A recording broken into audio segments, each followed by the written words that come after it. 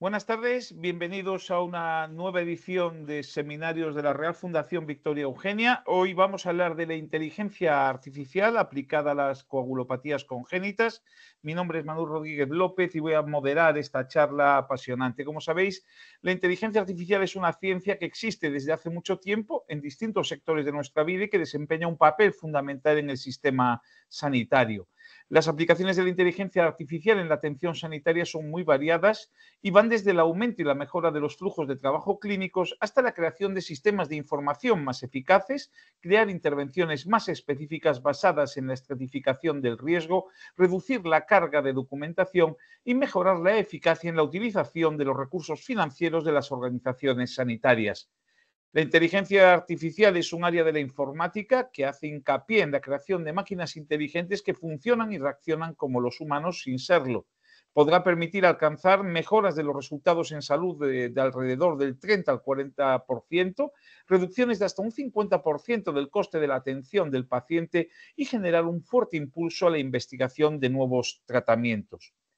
Esta tarde contamos con dos ponentes de excepción. No podemos tampoco dejar pasar la oportunidad de agradecer a nuestros colaboradores, en este caso los laboratorios Roche y Pfizer, el amable apoyo que nos dan para este tipo de iniciativas. Los dos colaboradores que hoy participan, los dos expertos, son por un lado el doctor Santiago Bonanad, todos lo conocéis, jefe de la unidad de hemostasis, trombosis y coagulopatías del Hospital Universitario y Policlínic La Fe de Valencia.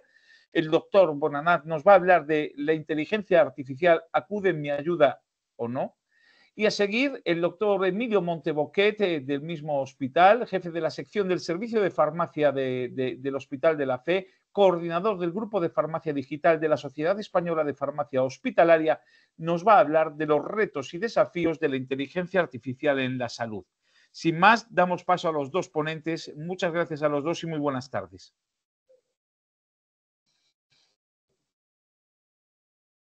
Bueno, pues nada, muchísimas gracias, Manuel, por la presentación y muchísimas gracias por la invitación a la Real Fundación Victoria Eugenia para poder estar aquí con vosotros. Tengo 20 minutos por delante a los cuales voy a intentar adaptarme y una presentación de PowerPoint que me puede servir un poco para ir ejemplificando las cosas que quiero contar. Entonces, lo primero es que me gustaría saber si se ve la pantalla. ¿Sí? Perfectamente, Sí, se ve. ¿sí? Estupendo. Venga, pues en los próximos 20 minutos, o ojalá fuera menos, lo que sí que me gustaría es hacer algunos detalles, alguna reflexión de cuestiones y aspectos meramente técnicos, pero muy prácticos. Por eso el título que decidimos en el grupo que ha organizado este seminario fue llamarlo así. Porque, como todo, y el doctor Rodríguez ya lo ha planteado en su exposición, todo tiene aquí un aspecto de funcionalidad. Y este es el guión, una pequeña introducción y, sobre todo, intentar hacerlo lo más ameno posible, contar ejemplos y posibilidades que tiene. Luego, lo que voy a intentar es hacer un pequeño repaso de qué es lo que se está haciendo por ahí y finalizar con unas reflexiones acerca de la potencial utilidad o incluso de los riesgos asociados. Es un tema que también presentará en la segunda parte mi compañero Emilio. Empecé pidiéndole a ChatGPT que me hiciera un icono. Y creo que esto va a ejemplificar un poco de qué va todo el tema, ¿no? Le pregunté, creo un icono con el tema 20 minutos. Y me hizo esta imagen. Dice, aquí tienes el icono con ese tema. Y dije, bueno, está muy bien, pero el fondo tendría que ser transparente para que yo pudiera pegarlo en la imagen y no se vea el fondo, solo la imagen. Y además este reloj está mal, ponme la aguja en los 20 minutos. Y me hizo esto. Me dice, aquí tienes el icono ajustado con fondo transparente y la aguja de los minutos alineada en la marca de los 20 minutos. Es decir, no ha hecho nada de lo que le pedí. Dice, ¿está mejor así o necesitas más cambio? Dice, bien, está bien. Vamos a dejarlo ahí, ¿no? ¿Para qué? Pues esto es un buen ejemplo de la potencialidad de la inteligencia artificial y la capacidad de crear cosas burdas o sencillas como esta, o magníficas, pero a las cuales tenemos que aplicar a nosotros el criterio. Desde luego no tengo ningún conflicto de interés para participar y lo que declaro es que yo no soy un experto en inteligencia artificial, soy un mero usuario como cualquiera de las personas que han tenido hoy el interés por asistir a esta charla o incluso participar activamente. Segunda cosa importante, todo lo que estemos hablando ahora ya se puede considerar obsoleto, ya se puede considerar que está caducado y que hay herramientas mejores que lo están haciendo todavía más atractivo, más interesante, más completo, más potente, Y todo esto con un trasfondo que mostraré en alguna de las últimas diapositivas, que es la razón que mueve a todas estas estrategias de inteligencia artificial. Vale, pues preguntémosle a ChatGPT. Aquí podéis ver el icono de esa especie de nudo o de rosa o de intrincado dibujo con reminiscencias árabes, ¿no? Que representa ChatGPT, que es quizá el motor más popular, pero ni el único ni el más potente. Y si le preguntamos, nos dice todo esto, yo lo resumo. La ChatGPT, la inteligencia artificial es algo que debe tener un requisito de inteligencia, aunque esto no nos lo olvidemos. Es capaz, tiene que ser capaz de tomar decisiones, resolver problemas, incluso simular las capacidades humanas de integración, síntesis y toma de decisiones. ¿Qué no es inteligencia artificial? Pues todo lo que estamos acostumbrados a ver. Aquí tenéis la lista que nos responde ChatGPT, pero sintetizado son todas esas tareas que dependen de algoritmos, que no necesitan un componente inteligente, simplemente seguir un camino e ir automatizando. Por ejemplo, es un algoritmo de toma de decisión, ¿no? Basado en unas reglas fijas. Si sucede esto, haz tal cosa. Si no sucede, haz otra, que a su vez dependerá de esa regla. Eso no es inteligencia artificial porque no involucra a toma de decisiones basadas en la reflexión. Ejemplos de inteligencia artificial nos rodean por todas partes. Determinados sistemas operativos, como los de Apple, tienen la posibilidad de hacer una captura de voz. Es algo que yo llevo utilizando un tiempo y dicto las cosas que quiero escribir y voy mucho más deprisa y no me gasto los dedos. Y además lo reconoce, pone los acentos, pone las puntuaciones, separa las frases, separa los párrafos. Es decir, esto, en el fondo, es un sistema basado en inteligencia artificial porque en ocasiones hasta me corrige lo que yo estoy diciendo para ponerlo de forma correcta. Los captchas. ¿Quién no se acordará de esto que había que rellenar antes de entrar a determinadas páginas? Los captchas, en el fondo, ya sabemos, porque ya ha sido publicado, que no servían para entrar. Eran sistemas de entrenamiento de inteligencia artificial que nos los ponían como señuelos para que el humano que respondía al captcha confirmara las predicciones que había establecido la máquina. Por eso ya prácticamente no veis captchas porque no tienen utilidad. Luego, grandes compañías como Google. Google es un buscador, de acuerdo, sí, pero tiene sistemas inteligentes, por ejemplo. Esto es un mapa de la ciudad de Valencia con las zonas que tienen en tiempo real, esta es una foto, obviamente, tienen congestión de tráfico y esto hace que el propio navegador incorporado en Google nos sea capaz de decidir por dónde nos tiene que llevar para evitar los atascos, las zonas de peaje en los sitios conflictivos. Las traducciones basadas en Google, por ejemplo, nos permiten no solamente traducción simple, sino que si veis aquí hay una pestaña que aparece con el nombre de documentos, donde si nosotros enviamos un documento, nos lo traduce al idioma que queramos. Pero nos lo traduce no aplicando algoritmos fijos, sino incluso con interpretaciones. Esto es un ejemplo de unas diapositivas que tenía que traducir el inglés, veis a izquierda y derecha, no solamente el título, sino los contenidos, incluso los dibujos con los algoritmos o el procesamiento gráfico de las diapositivas. Y todo esto en un tiempo inferior a un minuto. O la búsqueda de vuelos, en los cuales hay un enorme componente algorítmico también de inteligencia artificial porque se adapta a nuestros perfiles y es capaz de sugerirnos los vuelos que cree que van a ser más importantes basada en la experiencia de reserva. Por ejemplo, si nos gusta viajar en vuelos directos, nos ofrecerá primero vuelos directos. Si buscamos vuelos baratos, nos ofrece alternativas o incluso compañías aéreas con las que hemos trabajado o viajado anteriormente. Es decir, casi cualquier cosa de Google es capaz de hacer esto y además con esa sensación de que nos están espiando, no solamente a través de la escucha del móvil, sino que están tomando nota de todas las que hacemos para luego ofrecernos ese tipo de servicios. Por supuesto, aquellos que utilizan los sistemas de voz y los sistemas de domótica y están permanentemente escuchándoles, yo creo que ya no se sorprenderán de saber que en estos momentos los servidores tanto de Apple como de Google o cualquier otro saben de ellos más probablemente que ellos mismos, porque están constantemente tomando esa información que no sabemos dónde se va a procesar.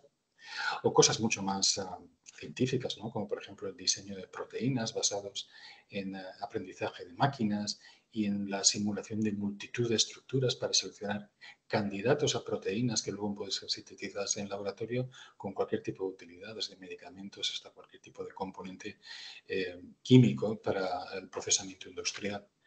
O los superordenadores que existen para predecir el tiempo, que no nos dan solamente la situación de las tormentas, o nos dan la situación de las nubes o de los vientos o de las olas, sino que son capaces de, por ejemplo, en la parte derecha debajo de la pantalla predecir dónde van a aparecer los huracanes o los ciclones o los tornados y con eso establecer medidas de seguridad y de defensa de la población civil.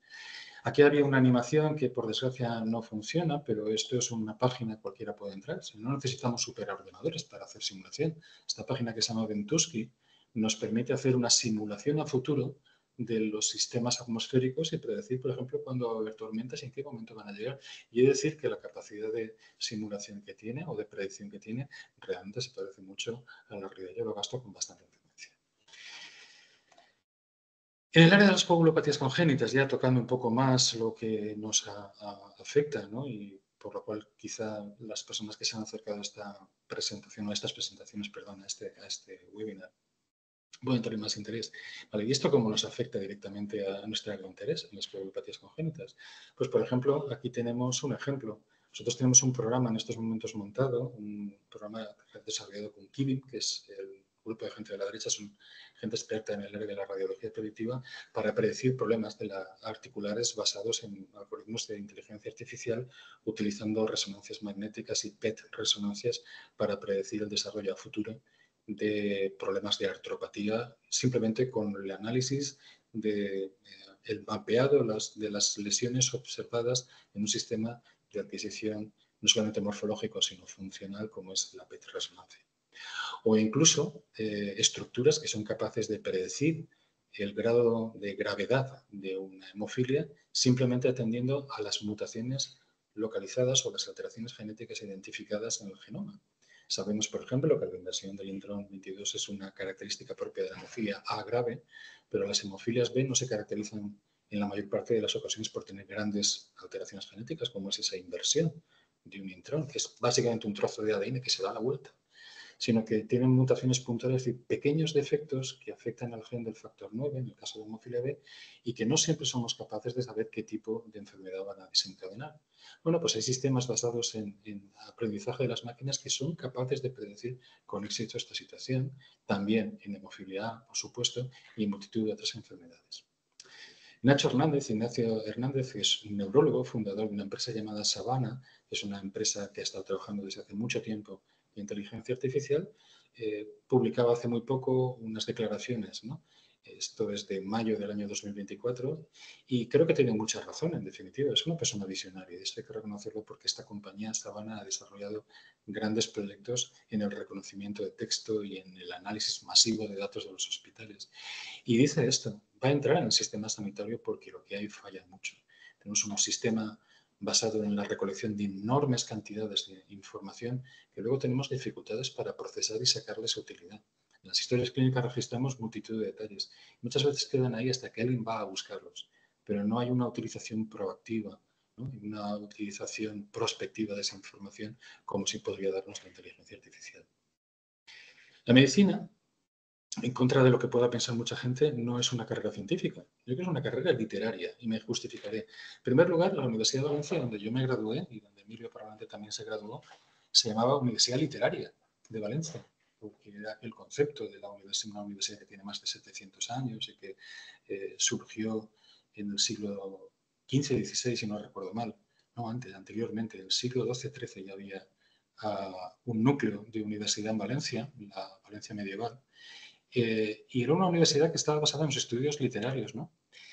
Pero es que todos los días hablamos de las publicaciones científicas y eso lo llamamos la literatura científica, ¿no? Ya empieza a aparecer lo literario. Y estas son las dos herramientas que más gastamos, los médicos probablemente, Word para escribir textos y PowerPoint para hacer presentaciones como esta. Luego, si nos damos cuenta que las publicaciones científicas se recopilan en forma de texto y hay más de 37 millones de publicaciones científicas que afectan al área de sanidad y siguen creciendo a un ritmo exponencial, y que luego la esencia de nuestro trabajo médico es el plagio.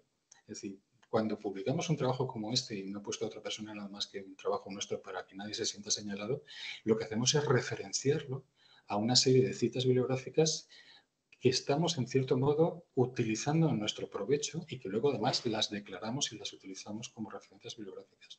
Y tenemos hasta herramientas para gestionarlo, como las que veis en la parte inferior izquierda, herramientas de mucho uso para clasificar las referencias bibliográficas. ¿Y cómo nos puede ayudar entonces los modelos de inteligencia generativa para todo esto? Pues tenemos muchas herramientas. Estas quizás son las que más estamos empleando. ChatGPT, Claude, Gemini, que es derivada de Google y, como no podía ser de otra manera, Microsoft también tiene su propia herramienta que es Copilot. Todas tienen una aproximación relativamente similar y todas estamos probándolas en la medida que tenemos tiempo para hacerlo. ChatGPT lo definieron como un generador de textos. Si es un modelo informático, un modelo de lenguaje, en definitiva, que lo que hace es recoge gran cantidad de información y nos la ofrece procesada de forma textual para que nosotros no tengamos que hacer mucho más. Y esto está basado, y depende mucho, y esta es una gran recomendación que nos hacen los expertos, está basado en lo que ellos llaman prompt. El prompt es el texto, lo que nosotros le escribimos a ChatGPT. Y tiene que ser elaborado. La respuesta va a depender de la cantidad de información y de cómo se la pidamos. Si tenemos que declarar quiénes somos, de cuál es nuestro perfil, para dónde lo queremos, cuál es el tono científico, popular, coloquial, académico, qué es lo que queremos, quién es el destinatario, cómo queremos que nos lo presente el formato, extenso, corto, breve, en forma de párrafos cortitos, en forma de grandes frases. Y luego además decirle, dice, bueno, y si no tienes bastante, pregúntame cómo quieres que lo hagamos, ¿no? Eso se llama el prompting. ChatGPT es solo una herramienta, pero con esto ya queda claro que hay que hablarle bien. Y la tercera cosa muy importante es que ChatGPT se equivoca en ocasiones. Siempre hay que revisar los textos. Y desde el punto de vista ético, ChatGPT o los generadores de inteligencia artificial generativa no son ilegales en absoluto, pero hay que declarar cuando eso se utiliza. Mira, el proceso creativo de medicina pasa por analizar todas estas cosas, ¿no? Revisar textos, analizarlos, sacar conclusiones. Con estas podemos crear textos que luego tienen que ser corregidos y editados. Pues estas son algunas de las tareas que puede resolver la inteligencia artificial, pero empezaremos con el entretenimiento. ¿Qué podemos hacerle a ChatGPT? Preguntas. Le podemos decir cómo fabricar yogur y nos lo va a decir.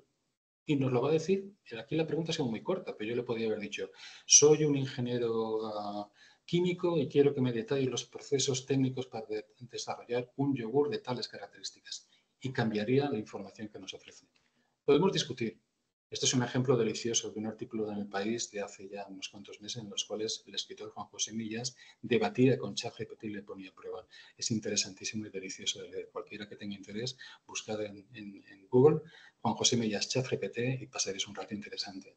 Nos puede hacer rutas de viaje. Por favor, diseñe una ruta de viaje de 48 horas desde Valencia a Roma, empezando por los posibles vuelos, sugerencias de visitas y lugares a evitar. Y nos lo dice. Lugares a evitar. Por ejemplo, la zona de Termini, que es alrededor de la estación del tren, especialmente por la noche, ya que no es la más segura. Pero además nos puede priorizar una ruta de viaje. Y le podemos decir, quiero salir a tal hora, muy temprano y volver muy tarde. Y nos dará información correspondiente. Crea imágenes como las que veis. Una imagen de una copa de yogur con una hormiga. Y hace estas opciones. Pero también permite, es que yo he visto esta foto y no me acuerdo qué era. Se la subes a ChatGPT y dices, ¿qué es esto? Y te dice, la imagen que has compartido es la última cena de Leonardo da Vinci, pintada entre 1495 y 1498. Y te dice dónde está y cómo puedes ir a visitarla.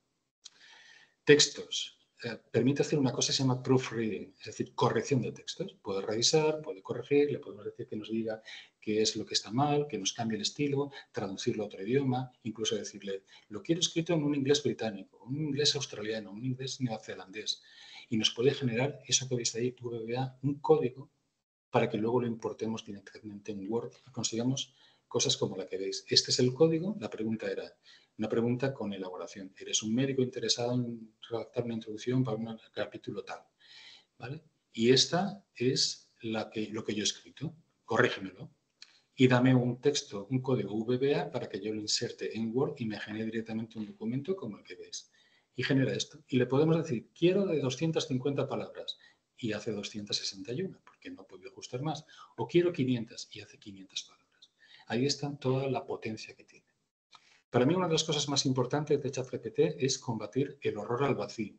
Y lo más difícil a la hora de escribir algo es enfrentarse a la página en blanco. ¿Cómo arrancar y cómo empezar?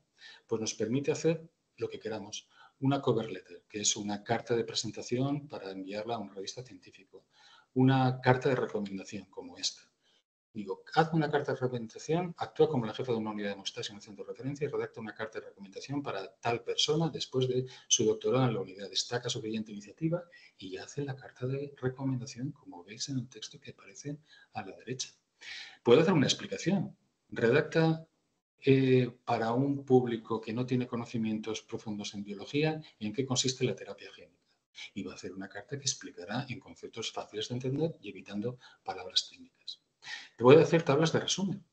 Actúa como un médico especialista en oncología y compárame dos productos, ibrutinib y acalabrutinib, y dame todas las características farmacológicas. Lo podéis ver en la pantalla. Puede escribir correos, puede escribir capítulos de libro, puede escribir guiones para reuniones, para chats, para eventos. Puede hacer resúmenes. El mismo artículo de ChatGPT, de Juan José Millás, lo descargué en PDF y dije, por favor, resume este texto tan extenso, porque son 30 páginas, y saca las primeras conclusiones. Hazme un resumen de dos maneras. El primero de forma divertida y la segunda de forma académica. Y no debe ser muy extenso. Y fijaros, resumen divertido. Psicoanálisis loco entre Juan José Millás y ChatGPT. Resumen académico. Análisis del diálogo entre Juan José Millás y ChatGPT en un contexto psicoanalítico, por ejemplo.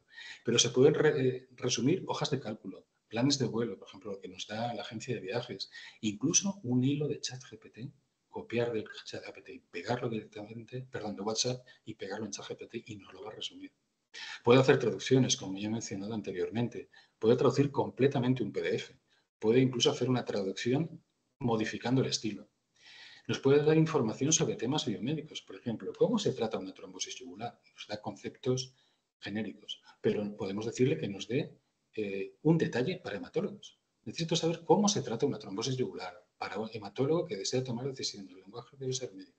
Y como veis, es mucho más densa y mucho más extensa. Tenemos muchas más herramientas. Yo en estos momentos estoy utilizando una para el que le interese, se llama Research Rabbit, que permite el análisis de la bibliografía basándose en los artículos que uno va viendo a continuación. Pero hay multitud y cada día tenemos más herramientas. Esto es un pantallazo de Research Rabbit. Uno pone un artículo en la parte izquierda y ese artículo se puede ir arborizando de manera que podemos sacar una información absolutamente asombrosa de un solo tema accediendo directamente a las fuentes. Por desgracia no tenemos más tiempo para presentarlo. ¿Qué hace la gente por ahí? Bueno, pues la gente pregunta, ¿no? Incluso en encuestas, este es Kiko Llaneras, que es un periodista científico que trabaja para El País, hizo una encuesta y preguntó a la gente, ¿gastas ChatGPT o Claude o cualquiera? 62% de la gente le dijo que sí, lo gastaba. Incluso un 10% lo gastaban por curiosidad. Aparentemente, estas son encuestas en Estados Unidos, los hombres lo gastan más que las mujeres, aparentemente, y aparentemente muchos grupos de edad lo gastan. Grupos de 18 a 29 años, de 30 a 39, como veis, tampoco hay ningún grupo, salvo la gente más mayor, entre la cual, por desgracia, ya me empiezo a encontrar yo, que lo gastan menos, pero es una herramienta tremendamente implantada. Una enorme cantidad de gente está gastándolo. Y permite cosas como esto, decirle que te programe, esto es una programación de un código para la generación de unos imágenes de prensa, ¿no? Con los resultados electorales, se le pueden hacer multitud de preguntas.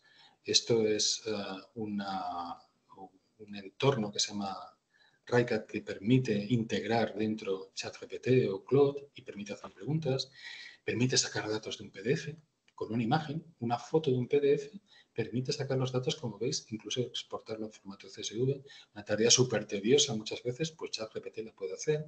Esto es RaiCast, que permite elegir secuencias de emojis. Por ejemplo, dice el país, ¿cómo lo representarías? Y te pone esos 4 símbolos para hacerlo, ¿no? ¿Quién gasta más? Pues obviamente la gente relacionada con características técnicas, ¿no? Los informáticos y matemáticos, pero también los directivos.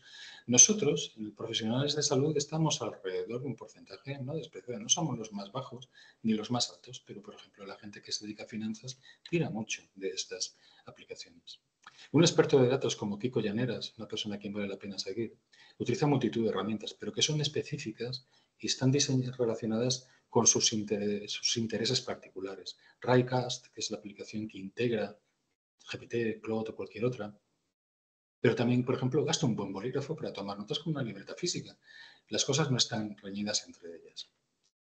Y ya para acabar, ¿no? En un minutito, se lo tomo prestado al tiempo total, pero no me extenderé más. ¿Esto de la inteligencia artificial acude en mi ayuda o no?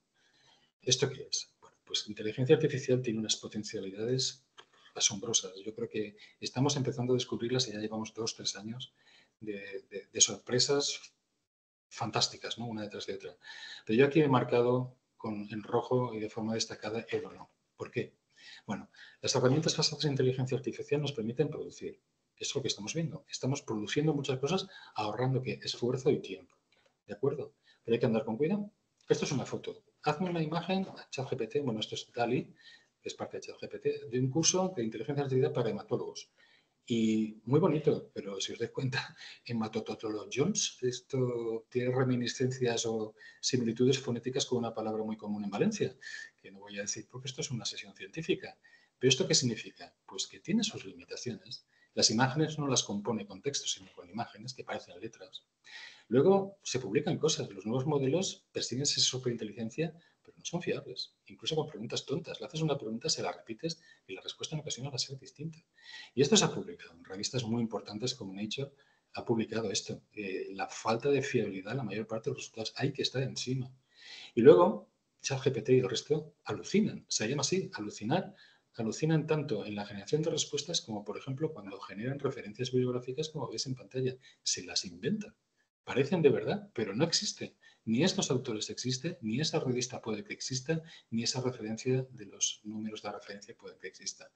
Esa falsedad disfrazada, aparente verosimilitud, tiene mucho riesgo, porque le concedemos más valor a las cosas de ChatGPT que la realidad. Y luego tiene una serie de valores que no son internacionales, no son intercambiables. Realmente ChatGPT tiene los valores de un hombre blanco universitario de la costa oeste de los Estados Unidos, que es donde se ha desarrollado. Hay multitud de problemas éticos y legales acerca de hasta qué punto es posible entrar con ChatGPT a dar respuestas a preguntas o en textos o incluso alimentarlo con información privada o confidencial. Y bueno, hay gente que sigue pensando que ChatGPT no va a llegar a tener la genialidad de un gestor, un matemático, un artista, pero yo creo que esta gente tiene una corte de miras importante, porque muy probablemente sé que lo va a ser. El problema al final es este.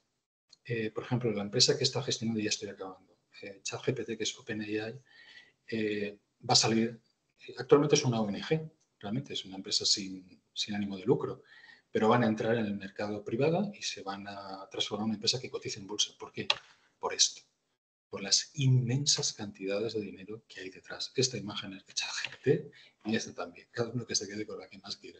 Pero esto es lo que hay detrás de todo este enorme, inmenso negocio del cual nosotros no somos ni tan siquiera parte, somos elementos pasivos.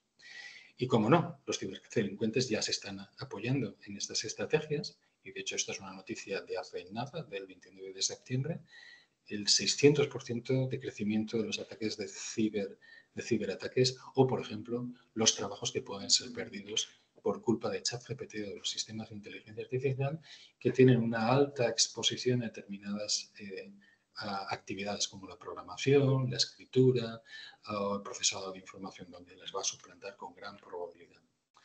Acabo con esto, ¿no? Primero, estamos viendo que nos inunda de cosas divertidas, ¿no? Pero no dejan de ser más que porquería porque no tiene ninguna utilidad. Pero luego nos va a convencer de que es consciente y va a acabar con nosotros. Y como siempre, una recomendación literaria. Este es un escritor de éxito, es Yuval Noah Harari, tiene un libro que se llama Sapiens, que mucha gente conocerá, pues tiene otro más reciente que se llama Nexus, donde aborda de forma extensiva y exhaustiva cuáles son los riesgos de la información o del manejo de la información, que es lo que nos ha acompañado desde que éramos realmente otras especies y lo que nos ha hecho diferenciarnos como seres humanos es realmente el manejo de la información. Así que nada, muchas gracias y con esto finalizo la presentación y me veo con todos en la parte del debate.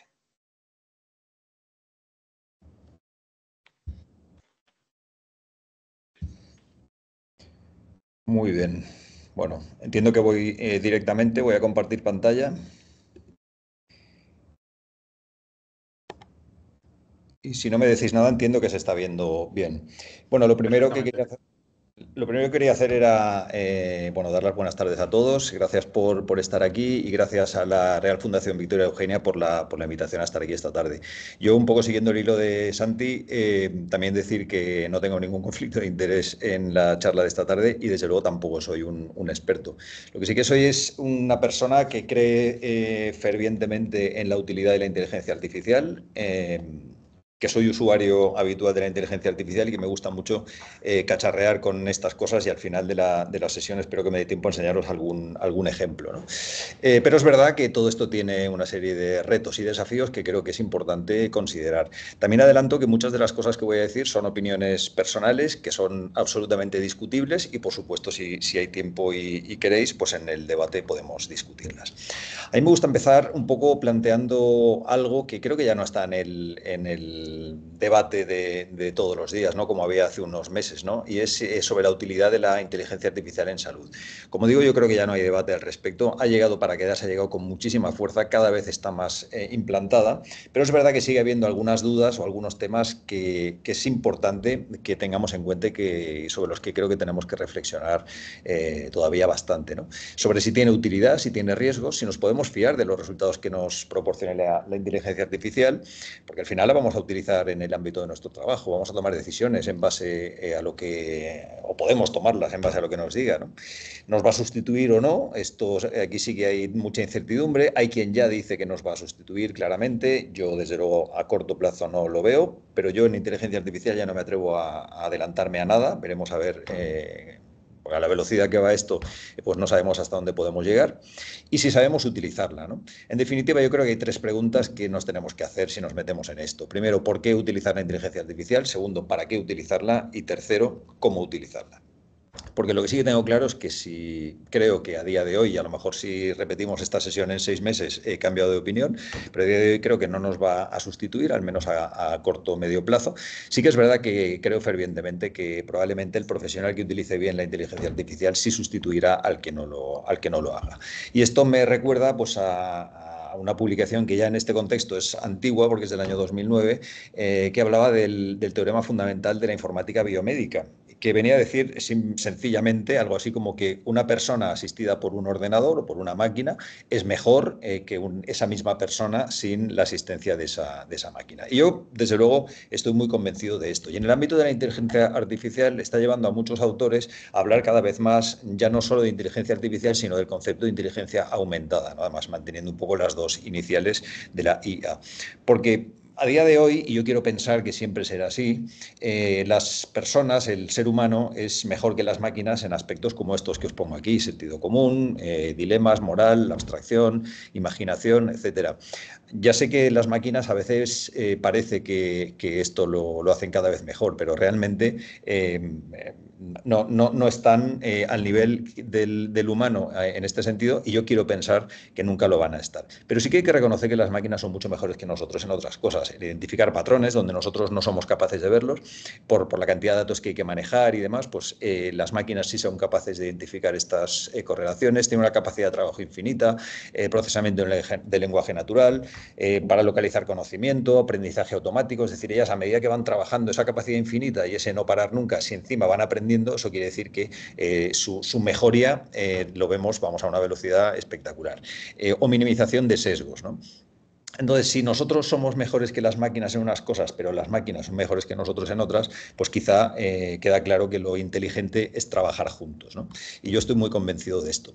Como decía Eric Topol, que es uno de los popes del tema de la tecnología en salud, pues tenemos que trabajar juntos los humanos y las máquinas. Él habla de que conseguiremos una mayor humanidad, tenemos que pasar más tiempo con las máquinas. O también otros autores que ya nos dejan claro que la tecnología no está aquí para reemplazarnos, la inteligencia artificial, sino para ayudarnos, liberándonos de trabajos o de tareas menos importantes y dejándonos más tiempo para lo realmente importante.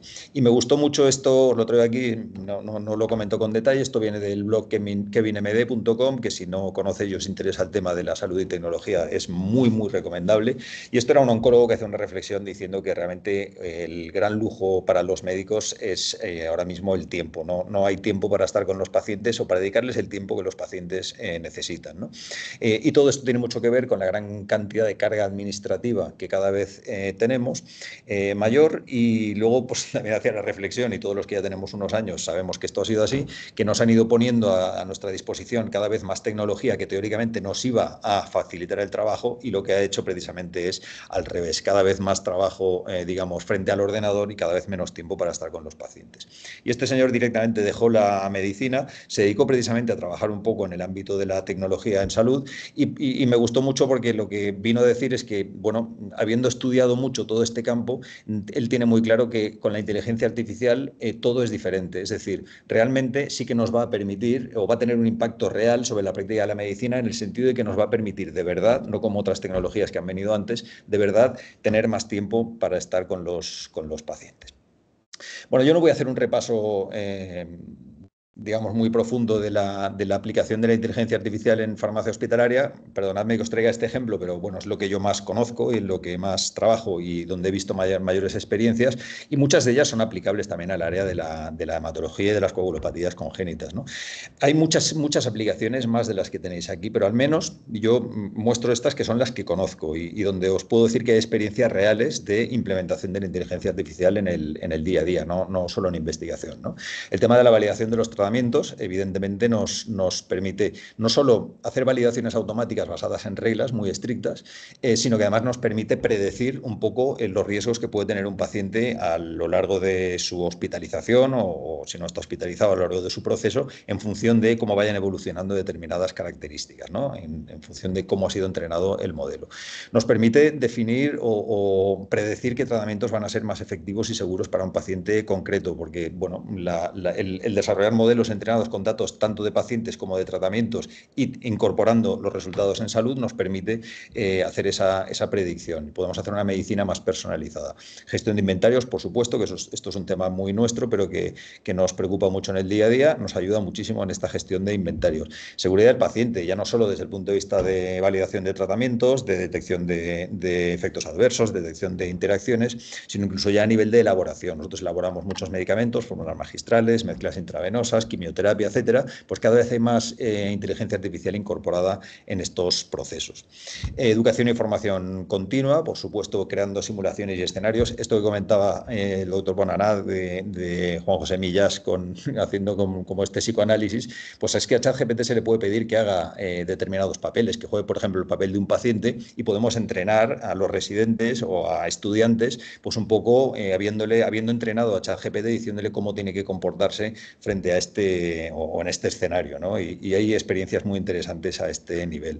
En investigación, por supuesto, ya lo ha comentado también el doctor Bonaná, del tema de la industria cada vez está incorporando más la inteligencia artificial en los procesos de desarrollo. Y esto que él decía de identificar moléculas para luego que puedan llegar a investigación preclínica e investigación clínica, os puedo decir que hay publicaciones donde se demuestra que procesos que pueden durar fácilmente, estamos hablando de investigación básica, pero procesos que pueden durar hasta 8 o 10 años se están reduciendo a días. Estamos pasando de años a días, ¿no? Eso, imaginaros, desde el punto de vista de la inversión y de la eficiencia para la investigación, para la industria farmacéutica, ¿no? En información de medicamentos, por supuesto, nos puede ayudar muchísimo, sobre todo para resolver consultas de baja complejidad. Es verdad que cuando ahora lo comentaremos también cuando hablemos de riesgos, que cuando ya le pedimos cosas de mayor complejidad hay que tener cuidado porque puede fallar.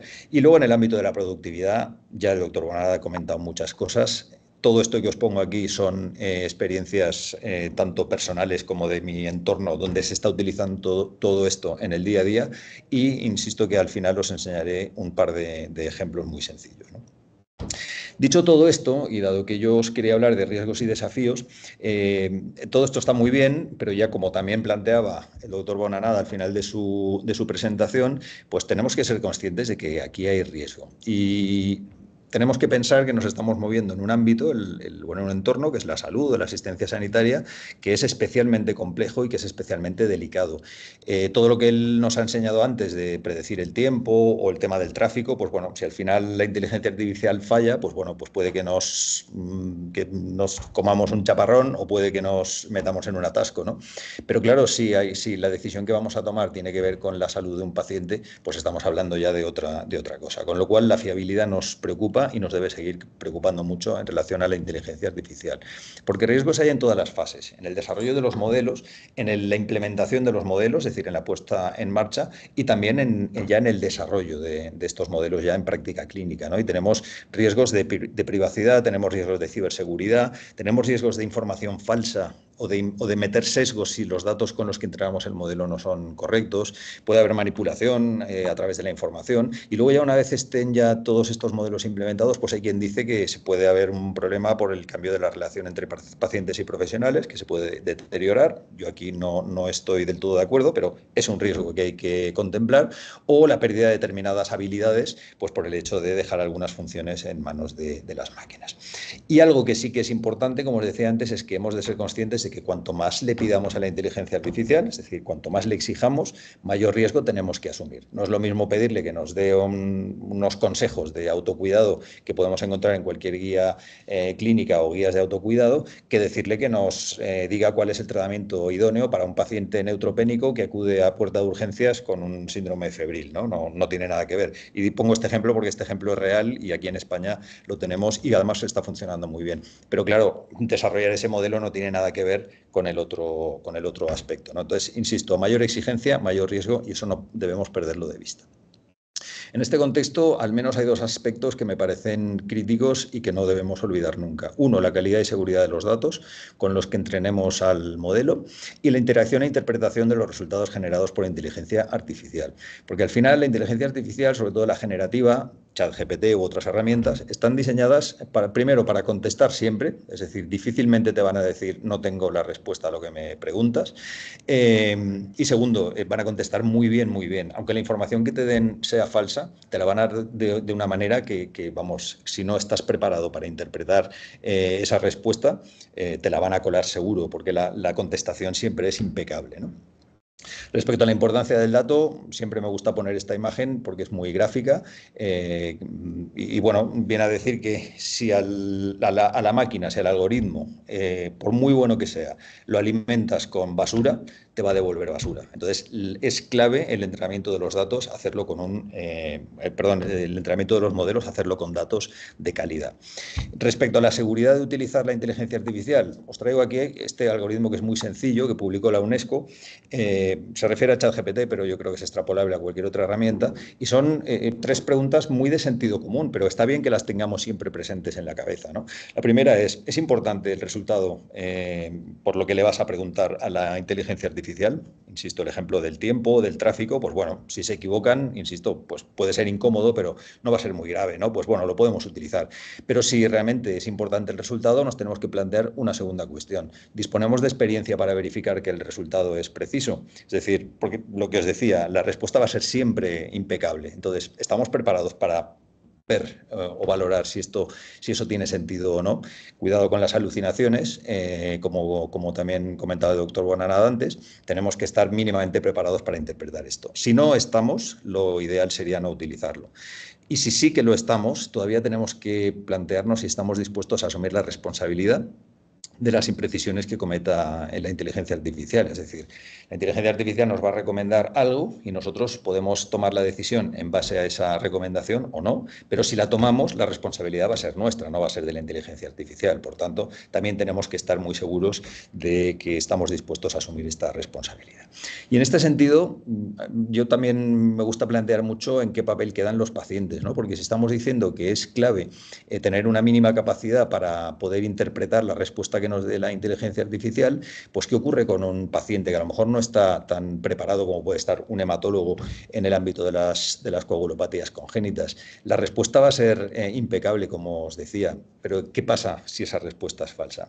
Y entramos en un escenario que a mí particularmente me interesa y me preocupa mucho, ¿no? Y es el salto que hemos hecho o que estamos haciendo desde el doctor Google al doctor GPT o al doctor ChatGPT, ¿no? Es decir, con el doctor Google, que siempre ha sido una preocupación en el entorno sanitario, y creo que no lo hemos gestionado todo lo bien que deberíamos haberlo hecho. Si lo pensáis, en el fondo es relativamente fácil de manejar, porque Google siempre te va a devolver recursos, te va a devolver un listado de webs, de blogs, de vídeos, en fin, herramientas que tú puedes entrar a valorar. Y nosotros podemos al paciente darle herramientas para que de alguna manera intuya al menos o valore si esa fuente puede ser fiable o no. Pero con ChatGPT no. ChatGPT te va a dar una respuesta que, insisto, va a ser una respuesta aparentemente impecable. impecable, con lo cual, ¿cómo identificamos si esa respuesta es correcta o no es correcta? Yo creo que aquí tenemos mucho trabajo por hacer. Y esto nos lleva pues, a la parte final que quería comentaros de los desafíos con los que nos plantea la inteligencia artificial en salud, que son más, pero yo al menos me parece que hay 3 que son claves y que tienen que ver con todo esto que hemos comentado hasta ahora, ¿no? El primero es que tenemos que implicarnos los profesionales en el desarrollo y evaluación de los modelos de inteligencia artificial. Aquí estoy pensando en los modelos de inteligencia artificial predictiva. Claro, me vais a decir, bueno, ¿y qué pasa? ¿Que tenemos que crear nosotros los algoritmos, los modelos para aplicarlos? Evidentemente no, para eso ya están los ingenieros, para eso ya están los especialistas en el tratamiento de datos, ellos sabrán todo eso cómo se hace. Pero en el desarrollo de un modelo hay puntos en los que somos nosotros, los profesionales, los que tenemos que marcar la pauta. Por ejemplo, tenemos que definir cuál es la tarea o problema que queremos que la inteligencia artificial resuelva o nos ayude a resolver. Tenemos que decir qué datos vamos a necesitar para evaluar la situación y tenemos que participar en la recogida y preparación de esos datos.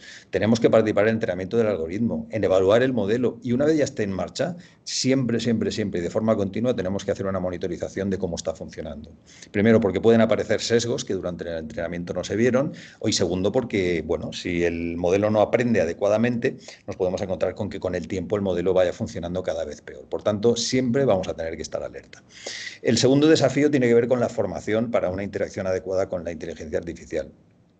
Para mí esto ya es una nueva competencia digital que además nos ha venido de una forma tan rápida y tan brutal que probablemente estemos llegando tarde, ¿no? Ya a formarnos aquí. Las competencias digitales son varias y hasta ahora siempre se habían considerado pues como un plus, ¿no? Para cualquier profesional sanitario. Yo creo que hace tiempo ya que no es así, que son competencias básicas, es decir, nos tenemos que saber mover todos por el entorno digital y dentro de esto pues ya la interacción con la inteligencia artificial sin lugar a dudas es una competencia digital. Esto ya lo ha comentado el doctor Bonanada antes. Algo tan simple como es preguntarle a ChatGPT o cualquier otra inteligencia artificial, hay que hacerlo bien. Y él ya nos ha mostrado algunos puntos. Esto es otro ejemplo. En Internet podéis encontrar un montón de infografías de este tipo. El dar el contexto, el rol, dar ejemplos, explicar bien la tarea, ajustar. Y el punto que me parece clave, que es el que está al final, que es el de refinar. Es decir, una vez ya haya dado una respuesta, no nos conformemos con esa respuesta. Apretémosle un poco, ¿no? Hagamos nuevas preguntas, establezcamos un diálogo para ver si es capaz de afinar bien las respuestas o en un momento dado te contesta algo que no tiene nada que ver, ¿no? Entonces ahí quizá te pueda ayudar un poco a intuir que no está dándote una respuesta muy adecuada. Y el tercer gran desafío, y sin lugar a dudas, y no es fácil, es ver cómo ayudamos a los pacientes, ver cómo pueden ser capaces de evaluar esas respuestas y trabajar con ellos pues el tema de la formación, la intermediación, etcétera. Yo al menos siempre me ciño, por supuesto, al ámbito de la salud. En otros ámbitos no me meto. Esto es complejo y uno se puede agobiar un poco, ¿no? Y decir, bueno, ¿y cómo gestionamos todo esto? A mí me gustó mucho, esto es un informe que publicó Microsoft a final del 2023 y terminaba un poco como diciendo, bueno, ¿cómo movemos todo esto, ¿no? El call to action, pues bueno, y precisamente decía algo con lo que estamos los sanitarios muy familiarizados y venía a decir que hay que hacerlo como el método científico, es decir, desarrollemos hipótesis y desarrollemos métricas para medir si lo que nos está dando la inteligencia artificial funciona o no, experimentemos para testear esta hipótesis, aprendamos de lo que ya hay, es decir, cuando alguien ahora va a investigar algo, lo primero que hace es ver lo que hay publicado, pues hagamos lo mismo con la inteligencia artificial, veamos qué cosas ya tenemos hechas y publiquemos, difundamos todo lo que nosotros vayamos aprendiendo para ir construyendo ese estado del arte y, por supuesto, estar siempre abiertos al debate. Y ya termino con un par de ejemplos de cosas que podemos hacer hoy con inteligencia artificial. Como digo, todas estas cosas y muchas más que se nos podrían ocurrir, la cuestión es que podemos desarrollar fácilmente proyectos y tareas de utilidad práctica. Y os traigo solamente 2 ejemplos. Uno es ChatGPT puro y duro, pero digamos cerrado y que trabaja de forma especializada, es decir, con fuentes de conocimiento cerradas para evitar que se vaya a buscar información no correcta. Estos son 2 ejemplos que tenemos nosotros ahora mismo en marcha, uno sobre consejos sobre antineoplásicos orales para pacientes y otro sobre manejo de fármacos y medicamentos en general también para pacientes. Esto es un poco cómo se diseñaría. Como veis aquí tenemos el conocimiento, es decir, le hemos metido los documentos sobre los que queremos que trabaje y dentro de las instrucciones ya le hemos dicho que no busque nada fuera de este conocimiento, ¿vale? Para evitar que se vaya a buscar información a otros sitios que pueden ser fiables o puede que no. Lo que queremos es que solamente entre a consultar lo que le hemos subido. Y esto es un pequeño vídeo que dura un minuto, pues para que veáis un poco la funcionalidad, ¿no? Es decir, tú entras aquí como ChatGPT y en este caso un ejemplo, cómo debo tomar el ibrutinib. Una pregunta que le puede hacer un paciente fácilmente, ¿no? Con o sin alimentos. Y entonces él ya busca en el conocimiento y dice con o sin alimentos según sea más conveniente para ti. Y luego da dos frases que le hemos programado también para que recuerde que la información no sustituye al médico y otras fuentes, ¿no?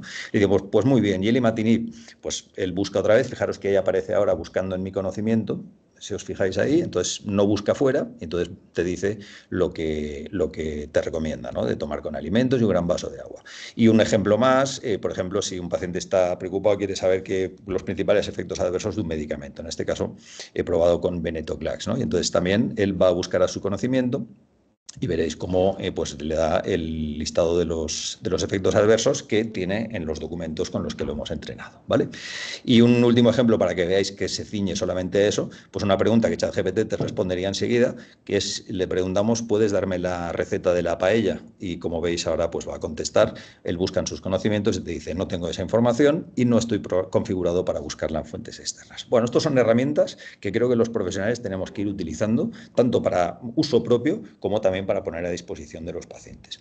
Y el último ejemplo que os traigo es con una herramienta diferente, tipo ChatGPT, también es inteligencia artificial generativa, que es Claude, la versión última, el 3.5 Sonnet, y vamos a generar contenidos, vamos a hacer gamificación. Sabéis que la gamificación es utilizar un juego para aprender, ¿no? En este caso, para que aprendan, quien sea, pueden aprender médicos, pueden aprender pacientes, quien sea, pero es a través de un juego, ¿no?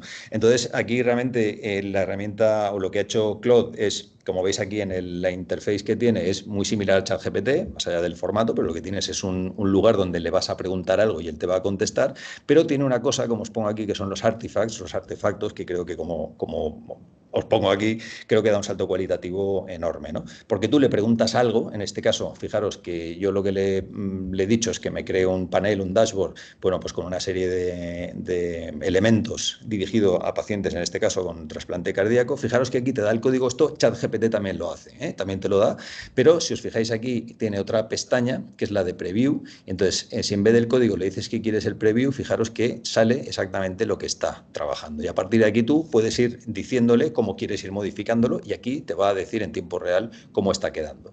Lo puedes descargar, lo puedes copiar, lo puedes publicar, ¿vale? Y aquí os traigo un ejemplo y con esto termino ya, pues de un pasapalabra, que es un juego que todo el mundo conoce y en este caso, pues como veréis, está centrado en coagulopatías congénitas. No os fijéis mucho en las definiciones, da igual, pero fijaros un poco cómo funciona, ¿no? El juego se inicia, el temporizador aquí se pone en 5 minutos y a partir de aquí pues empezamos a contestar las definiciones que aparecen aquí. Como veis, la palabra que está activa está en color azul, ponemos la respuesta y bueno, va funcionando. Si está acertada, aparece en verde. Otra que aparece en verde, si le decimos pasapalabra, se va a quedar en su sitio. Fijaros aquí, se queda en gris y cuando tengamos un error se queda en rojo. Ahora aquí el vídeo está acelerado para que no perdamos mucho tiempo, pero fijaros cómo va avanzando. La correcta en verde, la incorrecta en azul. Fijaros que abajo va diciendo el recuento de las que son correctas y las que son incorrectas. Lleva 10 correctas, 4 incorrectas. Cuando termine va a ir a las que tiene pendientes, en este caso la D, la H y la M.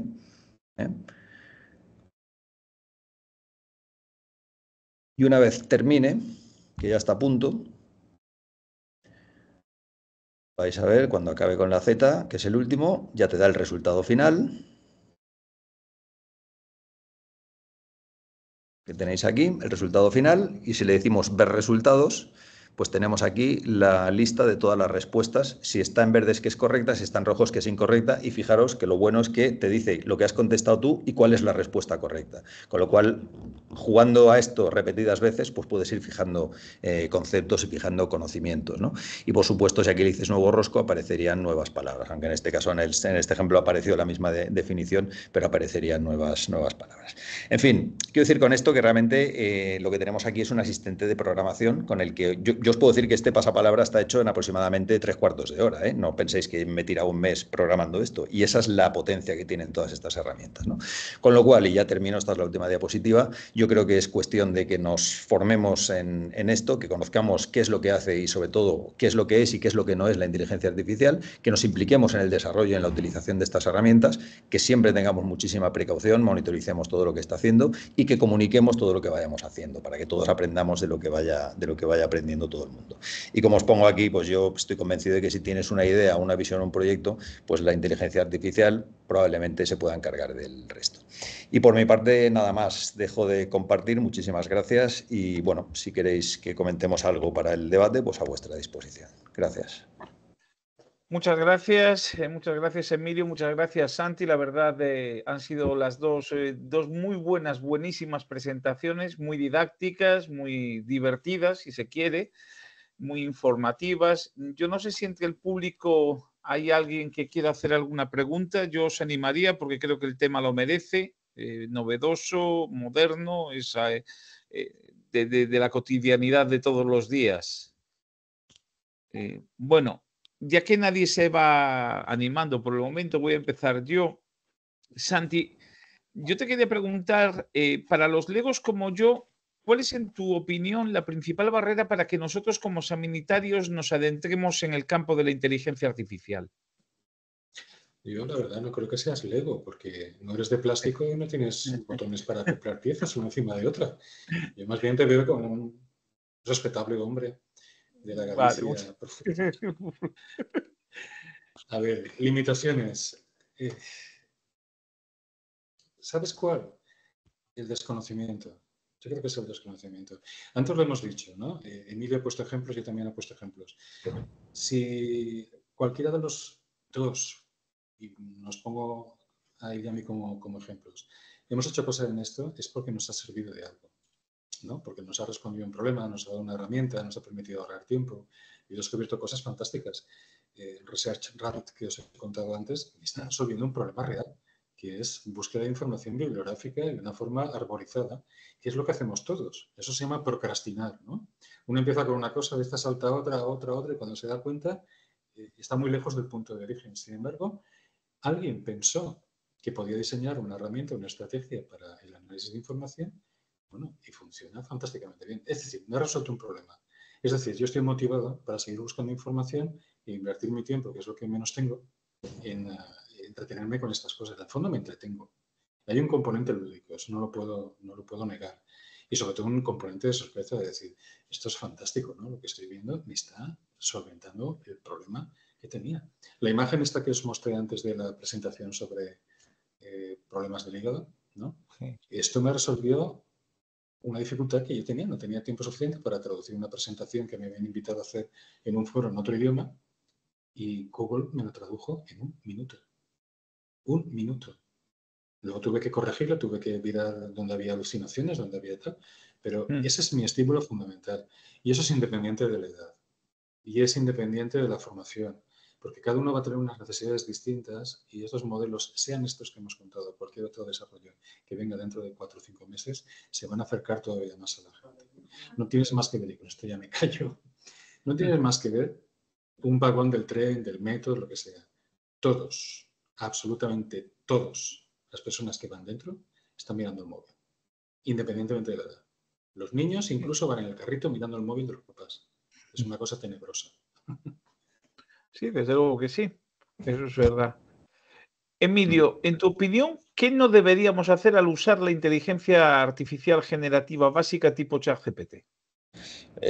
Bueno, primero, usarla sin tener un poquito de precaución en cómo usarla. Es decir, simplemente lanzarte y ponerte a jugar. Bueno, Si es para, insisto, para cosas lúdicas o para divertirte un rato, ningún problema, ¿no? Pero entiendo que estamos hablando en el contexto Sí, profesional. Entonces, sí, hay que sí. saber interactuar con la inteligencia artificial. Y esto, cuando a veces lo cuentas, hay gente que dice, hombre, pues no será para tanto. Bueno, cambia. O sea, el hacer una buena interacción o no, el cómo le haces la pregunta, todo cambia. La respuesta cambia absolutamente. Entonces, lo que no podemos es, primero, lanzarnos a la piscina sin habernos entrenado y habernos formado un poquito en esto. Y luego la segunda parte es nunca dar por buena la respuesta de la inteligencia artificial, sin más. Yo lo que os decía de refinar la respuesta, es decir, de repreguntar, me parece que es una técnica espectacularmente buena para saber si lo que te está contando realmente tiene sentido o no. Es decir, hay que apretarle un poco, hay que forzarle un poco, ¿no? Y luego, como decía Santi, el tema, por ejemplo, de la traducción de las diapositivas. Claro, hay gente que se dedica todavía, yo creo que ya menos, pero que se dedicaba a hacer copia-pega. Es decir, tradúceme esto o dime no sé qué, y copia-pega. En PubMed los han ido retirando, pero hasta hace poco tenías miles de artículos publicados donde tenías textos que eran copia-pega de lo que respondía ChatGPT. Tal cual. Claro, esto cuando se ha identificado los han ido retirando, ¿no? Pero claro, eso es terrible. O sea, tú no puedes hacer un copia-pega de lo que te diga ChatGPT. Lo que te dice ChatGPT, yo lo que creo, ChatGPT o cualquier otra, ¿eh? Digo ChatGPT porque es la que todo Sí. el mundo conoce. Pero lo que te dé, tienes que trabajarlo. Lo que te hace es ganar muchísimo tiempo. Cosas que te costarían mucho más tiempo, te lo va a resumir o te lo va a reducir ese tiempo, pero te lo tienes que trabajar un poco. Entonces, yo quizás serían las dos cosas. No tirar de la piscina sin saber cómo hacerlo y segundo, nunca dar por bueno sin más lo que te responda. Hay que trabajarlo un poco. Y un tema que parece que nos dicen es el tema de meter datos digamos, sensibles en ChatGPT. O sea, el uso que puede hacer ChatGPT de esos datos, tenemos que tener cuidado, ¿no? A la hora de Y tanto, y met- tanto. Ahí meter datos de nos pacientes. nos podemos meter en un lío ahí, ¿eh? O sea, que eso hay que llevar cuidado. Hay herramientas ya, y nosotros en el hospital tenemos alguna experiencia, por ejemplo, de inteligencia artificial que se integra con la historia clínica para, a partir de un informe de alta, pues hacer una versión, digamos, en lenguaje para los pacientes, ¿no? Para que lo entiendan mejor. Pero eso es inteligencia artificial controlada, por decirlo de alguna manera. Pero claro, el hecho de subir un archivo a ChatGPT, tú no sabes eso dónde va a ir. Ellos te dicen que las versiones de pago, por supuesto, todo lo que sean versiones gratuitas, vamos, ni por asomo se os ocurra subir nada que pueda ser comprometido. Dicen que las de pago, que ellos no hacen uso de esa información. ¿Yo qué queréis que os diga? No me fío. Entonces, yo sí que lo utilizo para hacer analítica de datos. Yo le meto mucha información real que descargo de los sistemas nuestros, pero antes lo anonimizo, que es tan sencillo como meterte en un Excel y alterar los campos que tocan. Entonces ya con toda tranquilidad lo puedes manejar. Ojo con eso. La anécdota del directivo de Samsung, no sé si alguien la recordará. Esto es muy reciente, pero parece que hayan pasado muchos años. Era una persona con una alta responsabilidad en algunos de los mercados de Samsung. Y como buen ultradirectivo, pues llegaba tarde en muchas cosas porque confiaba en que otros le hicieran el trabajo, no se lo hicieron. Y tenía que presentar un resumen del plan de la estrategia de la empresa para el año 2024. Y claro, no tenía tiempo de resumirla. ¿Qué hizo? Creo que ya sabéis cómo acaba esto. Entonces subió el plan de empresa, que es la estrategia de una compañía como Samsung, a un servidor de ChatGPT y le pidió un resumen. Claro, de alguna manera se supo esto, el tipo acabó en la calle instantáneamente. Pero Normal. despedido sin posibilidad de bonus ni de compensación. O sea, ¿por qué? Pues evidentemente, porque todo lo que se sube a un sitio donde no sabemos qué garantías hay, no puede funcionar. Los datos sanitarios no deben subirse a ningún tipo de repositorio externo, salvo que contemos con la autorización y las medidas oportunas para evitar que nadie pueda ser identificado. Sí, en ese sentido, también hay que lanzar un mensaje de tranquilidad. Los hospitales no jugamos con esto, bajo ningún concepto. Y los aspectos éticos, como es la preservación de la identidad de las personas o de la capacidad de identificar a una persona, eso está salvaguardado en otro momento, en todo momento. No sé si hay alguna pregunta por ahí entre el público. Yo hay algo que me gustaría, bueno, que me gustaría decir, es decir, hay mucha publicación en torno a machine learning, a formas de inteligencia artificial que difícilmente tenemos acceso en casa, ¿no? O sea, nadie tiene un laboratorio de informática, yo por lo menos tengo la cocina y poco más. Y realmente de aquello que nos habéis hablado es de un tipo de inteligencia artificial que uno puede usar en su casa y que uno puede trastear en su casa. Yo creo que es muy interesante lo que ha presentado Santi, todas esas aplicaciones desde ChatGPT, Gemini, Claude Sonnet, todo eso uno lo puede hacer en casa y puede explorar todas las funcionalidades que tienen o potencialidades que tienen estas plataformas, porque ChatGPT puede hacer análisis estadístico, ¿no? Y además muy bien hecho el análisis estadístico, eso os lo puedo decir. Eso, quien quiera trastear con eso y no tenga datos o no quiera anonimizarlos, es que es tan sencillo como pedirle a ChatGPT que te elabore una tabla de Excel con los datos que tú quieras. Coged y le decís, soy un experto en coagulopatías y quiero que me hagas una tabla ficticia de 1000 pacientes, yo eso se lo he pedido, en el ámbito del VIH, pero se lo he pedido. Una tabla de 1000 pacientes en las que quiero que me recojas una historia clínica ficticia, una carga viral, unos CD4, una fecha y un no sé qué y un no sé cuántos. Y a partir de ahí que te haga análisis estadístico. Y te hace un análisis estadístico brutal. Buscándole, le puedes pedir correlaciones. Le puedes pedir incluso, si los datos con los que lo alimentas, ahora aquí ya te estoy hablando de otra cosa, son buenos. Yo le metí datos de los tiempos de espera de nuestra consulta de farmacia y le llegué a subir casi 250.000 datos para que veáis también la capacidad que tiene, ¿eh? En un Excel, en varias pestañas, porque todo tiene también sus limitaciones, pero llegaron a subir 250.000 datos anónimos, ¿eh? Os lo aseguro. Y a partir de ahí le puedes decir que te haga predicciones y te las hace. O sea, los modelos matemáticos que tiene, y además te dice cuál es el algoritmo que ha utilizado. Sí. Yo a mí me lo puede decir y bien, me suena bien porque parece como que sabe lo que hace. Yo puedo no saberlo. Lo que sí que he hecho ha sido comprobarlo con datos reales y te puedo decir que en tiempos de espera de alrededor de media hora, en los 6 meses siguientes se me desvió en aproximadamente 2 minutos, 2 minutos y medio. Es decir, la proyección que hace es francamente buena. Entonces, yo todo lo que es analítica de datos, y ahí sí que creo, por lo que yo he leído y la poca experiencia que yo pueda tener, ChatGPT sigue siendo mejor que ningún otro. La versión de pago, insisto, la versión de pago.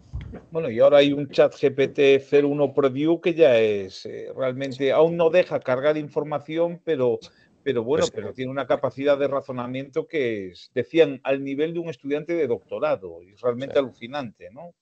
Sí, eso hubo un ejercicio que hizo Julián Isla, no sé si lo conocéis, que es una persona que trabaja mucho en esto. Él es ingeniero y trabaja en Microsoft, pero está muy metido en el mundo de las enfermedades raras. Y él hizo un post en LinkedIn diciendo que ChatGPT, la versión de pago, ya había resuelto prácticamente el MIR entero con una fiabilidad bestial, pero se le habían quedado unas cuantas preguntas que no había sido capaz de responder. Pues esta nueva versión había sido capaz de responderlas. Es que esto va a una velocidad, como decía Santi, es que ya estamos hablando de esto y se nos ha quedado ya obsoleto. Es que la semana pasada Google sacó el Notepad, que no sé si lo conocéis, Sí. que es una barbaridad, es una barbaridad. Es que esto va a una velocidad increíble. Y Santi, sobre todo añadiría el tema que no tenemos que perder la orientación, que resuelve problemas. La cuestión es que no es que sea una cosa que a personas aficionadas a este tipo de tecnologías, como somos quizá los que tenemos el vídeo abierto y quizá más de uno y más de dos de las personas que están entre la audiencia, que no se lanzan a participar. Pero no es algo que te guste de forma intrínseca, es que te gusta porque tiene consecuencias. Y la principal es que ahorras tiempo para dedicarlo a otras cosas. Y puedes hacer incluso hasta juegos cruzados, ¿no? Por ejemplo, inventarse un Excel lleno de datos, pedirle que te haga un análisis estadístico y luego decirle, ¿qué análisis has seleccionado? Estas pruebas, ¿por qué? Por esto. Y esa respuesta llevártela luego a otra máquina de la competencia, de ChatGPT, llevártelo a Copilot mismo y preguntarle, ¿este análisis lo ves correcto? Y probablemente te va a decir que sí. Es que es tremendo. Pero una de las cosas que yo creo que no podemos olvidar jamás es que los resultados hay que vigilarlos profundamente y hay que someterlos a una censura previa antes de utilizarlos, porque puede haber lo que llaman alucinaciones, puede haber errores, puede haber problemas, puede haber confusiones, puede haber datos erróneos. pero sin embargo tienes algo que te ayuda a centrarte tu tiempo en ser mucho más creativo. Eso es un debate interesante. ¿Esto nos va a hacer más libres o nos va a hacer más dependientes? Yo creo que es como los coches con cambio automático. El que ha probado un coche con un cambio automático ya no quiere volver al cambio de marchas tradicional. ¿Por qué? Porque tú te centras en otra cosa, no en estar poniendo una palanca, por ejemplo. No sé si el ejemplo es adecuado o no es adecuado, pero creo que a mi modo de ver que refleja bastante bien en qué consiste esto de los sistemas de inteligencia artificial. Bueno, creo que no hay más preguntas por parte de la audiencia. La verdad, yo no quiero entretener mucho más a Emilio, que creo que tiene que volver para Valencia. Nada más, agradeceros a los dos las charlas. Creo que han sido suficientemente explicativas, elucidativas y que, bueno, espero que hayan abierto la curiosidad de la gente a estas tecnologías. Yo la tengo constantemente. Y nada, agradecer nuevamente a Roche y a Pfizer el apoyo que nos han dado para organizar el seminario y sin más, pues hasta otra. Muchas gracias, Santi, muchas gracias, Emilio, buen viaje. Gracias. Vale, buena tarde. A vosotros. Chao. Hasta luego. Buenas tardes a todos. Chao. Hasta luego, Santi, nos vemos. Buen viaje. Gracias.